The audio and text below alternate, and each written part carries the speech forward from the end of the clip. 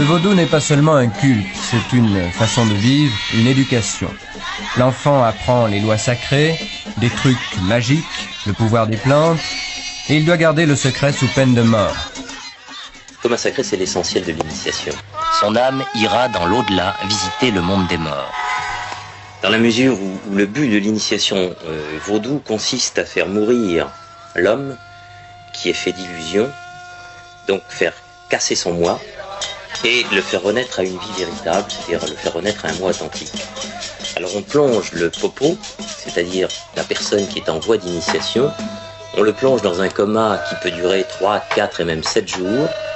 C'est une véritable hibernation.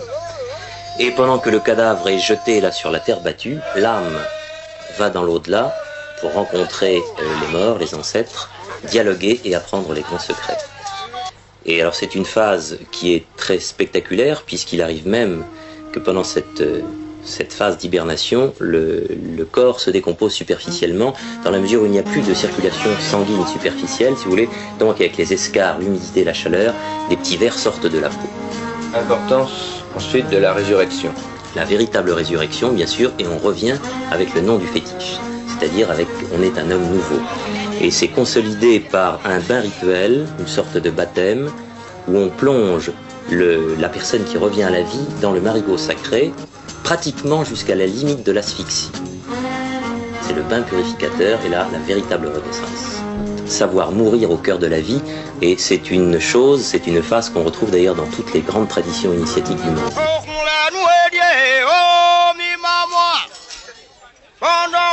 Le vaudou ne doit pas être considéré en termes de dualité, c'est-à-dire moi et les autres. On est à la fois soi et les autres, tout est lié. Et c'est en cela qu'on a la force. On appartient au monde, on est le monde. La démarche, c'est d'arriver justement à l'amour, c'est d'arriver à la liberté et c'est d'arriver à l'épanouissement de l'être.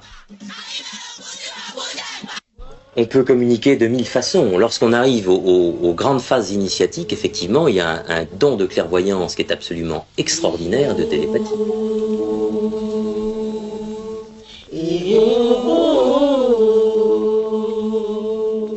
Dans toutes les traditions initiatiques, la drogue qui est savamment dosée, la drogue n'est pas donnée n'importe comment, on donne de la drogue simplement aux gens capables de la supporter.